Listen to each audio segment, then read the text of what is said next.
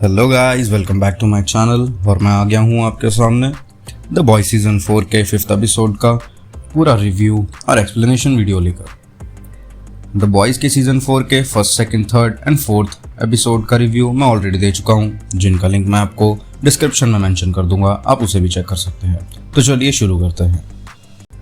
Episode 5 की starting में ही हमें V52 एक्सपो स्टार्ट हो चुका दिखाया जाता है, जहां डीप और एट्रेन स्टेज पर होते हैं एंड होमलैंडर स्टेज के पीछे खड़ा होता है, जिसे देखकर यह समझ आता है कि होमलैंडर का थोड़ा मुंह ठीक नहीं है और वो पुरानी बातों को याद कर रहा है। सिस्टर सेज उससे बात करने की कोशिश करती है, बट वो उन बातों को इग्नोर कर देता है।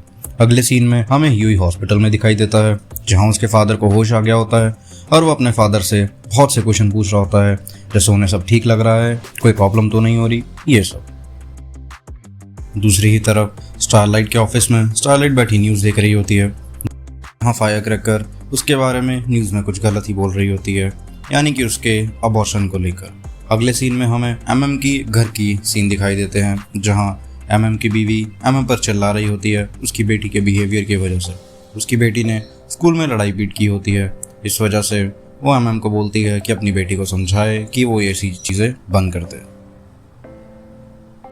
एंड अगले सीन में हमें बुचर और उसका दोस्त जोई एक पार्क में बैठे दिखाई देते हैं, जहां जोई उसे बोलता है कि वो द बॉयज़ की टीम को छोड़कर उसके साथ अकेला काम करे, क्योंकि उसके हिसाब से द बॉयज़ की टीम में सब बेकार लोग हैं। एंड बुचर वो बात ख़त्म करके वहाँ से चला जाता है। एंड उसके बाद हमें द बॉयज़ का ऑफिस देखने को मिलता है। हाँ, सब बैठे होते हैं और सबके चेहरे पर किसी न किसी बात की उदासी दिख रही होती है। एंड तभी बुचर वहाँ आता है, जहाँ हमें मुझसे पूछता है कि उसने पिछले एपिसोड में जो हमने देखा था इजिंकिल को मारा गया, वो कैसे मारा। एंड वहाँ बुचर उसे बताता है कि मेरी आंखों के आगे एक अंधेरा छा गया था और जब मैं उठा तो उसके चीथड़े हो रखे थे। एंड यहाँ बुचर एमएम से बोलता है कि उसके हाथ एक चीज़ लगी है, वो है एक वायरस जो सूट्स को ख़त्म कर सकता है। तभी एमएम बुचर से पूछता है कि अगर उसको पता था इस वायरस के बारे में तो उसने पहले क्यों नहीं बताया। एंड बुचर उसे बताता है कि वो उसे चोरी करने गया था, लेकिन नॉर्मन ने वो पहले ही चोरी कर लिया एंड अब उसे वो वायरस किसी भी हाल में चाहिए।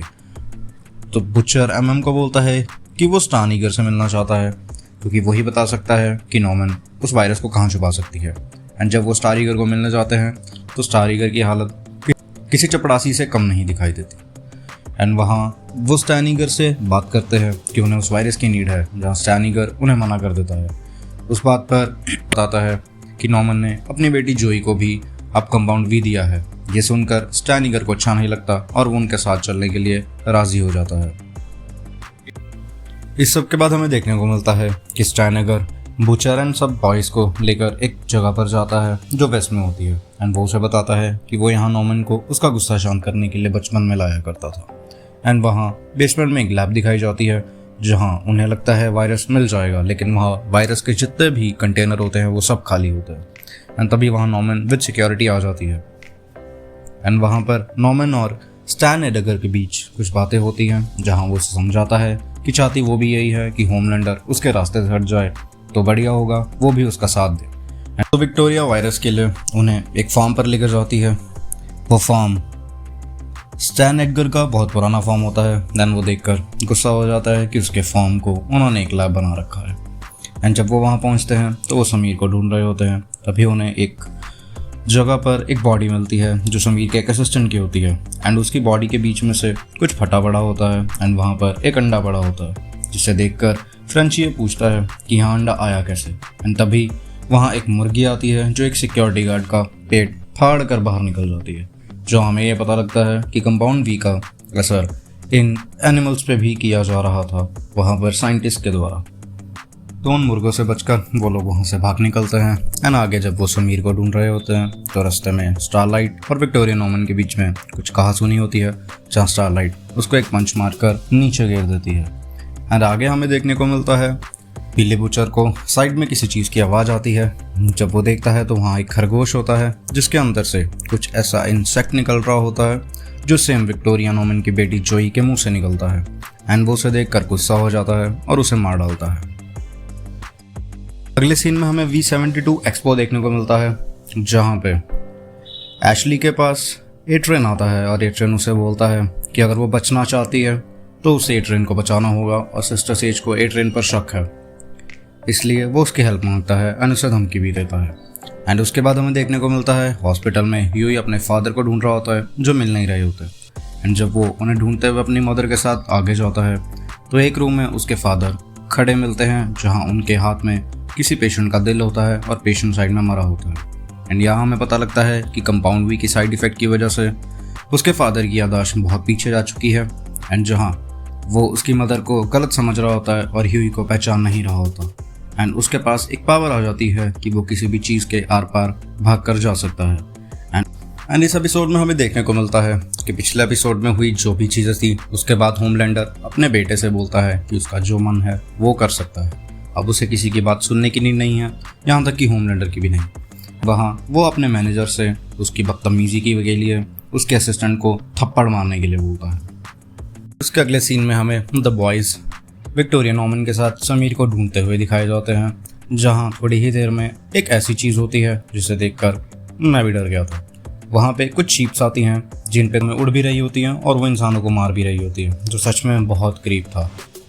उसके बाद जब वो खुद को बचाने के लिए भागते हैं तो अंदर आकर उन्हें समीर मिलता है, जहाँ समीर उन्हें बताता है कि वायरस की चेकिंग के लिए वो कंपाउंड भी एनिमल्स को दे रहा था एंड एनिमल्स बेकाबू हो गए। उनसे बचने के लिए वो यहाँ छुपा हुआ था एंड उसके सारे के सारे लैबमेट्स भी मारे गए। अब उसके पास सिर्फ एक वायरस का इंजेक्शन बचा है, उसके अलावा और कुछ नहीं। इस सब के बाद वहाँ डिस्कशन होती है कि बाहर शीप से बचा जाए या आखिरी बचे हुए सैंपल को लेकर हम होमलैंडर से लड़ने जाए। तो डिसीजन ये निकलता है कि पहले खुद की जान बचाई जाए, बाकी बाद में देखा जाएगा। तो जो वहाँ पर एक साइंटिस्ट की बॉडी पड़ी होती है वो उसके अंदर उस वायरस को इंजेक्ट कर उस रूम से बाहर फेंक देते हैं ताकि शीप्स उसे खाएं और उन पर असर होने लगे। एंड ऐसा ही होता है, वो लोग शीप्स के लिए वहाँ पर उस बॉडी के अंदर उस वायरस को इंसर्ट कर बाहर फेंक देते हैं। एंड सब शीप्स उसे जब खाती हैं तो वो नॉर्मल होकर मरने लगती हैं एंड सब बच तो जाते हैं, लेकिन समीर किसी को नहीं मिलता। एंड जब वहाँ पुलिस आती है तो उन्हें समीर की सिर्फ कटी हुई लात मिलती है, उसके अलावा कुछ नहीं। होमलैंडर अपने सब के सब हीरोज़ के साथ यानी सेवंस के साथ होता है, जहाँ वो उन्हें बताता है कि उन्हें गद्दार मिल गया है। एंड उसे देखकर और यह बात सुनकर एट्रेन की शक्ल पर एक डर दिखाई देता है। बट वहाँ होता यह है कि जो V72 एक्सपो को होस्ट कर रहा था उसी होस्ट को पकड़ कर लाया जाता है, जिसे एशली ने फंसाया होता है एट्रेन की हेल्प के लिए। एंड होमलैंडर 7 को ऑर्डर देता है कि उसे जान से मार दें। एंड वो लोग होमलैंडर का ऑर्डर मानकर उसे गद्दार समझकर जान से मार देते हैं। अगले सीन में हमें ह्यूई, उसके फादर और उसकी मदर हॉस्पिटल में दिखते हैं, जहाँ ह्यूई अपने फादर को नॉर्मल करके उन्हें मेडिसिन देता है, जिससे उसके फादर एक फाइनल गुड बाय टाटा करके अब इस दुनिया को छोड़ दें, क्योंकि कंपाउंड वी के असर की वजह से उसके फादर के पास जो भी ताकत और जो भी मेंटल इश्यूज आए हैं, उसके बाद उसके फादर का जिंदा रहना किसी के लिए भी सही नहीं होगा।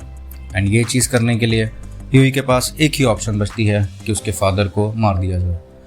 एंड आखिर में हमें देखने को मिलता है बिली बुचर अपने दोस्त जोई के साथ उसकी मर्सिडीज में एक जगह पर आते हैं, जहाँ जोई उसे बोलता है कि मेरा पुराना बुचर देखकर मुझे अच्छा लगा। एंड जब वो दरवाज़ा खोलता है तो अंदर हमें बंधा हुआ देखने को मिलता है समीर। जी हाँ, समीर उस समय मरा नहीं था। बिली बुचर उसकी लात काट कर उसे उठाकर यहाँ ले आता है ताकि वो उससे और वायरस बन ना सके। और यहाँ ख़त्म होता है सीज़न 4 का 5th एपिसोड।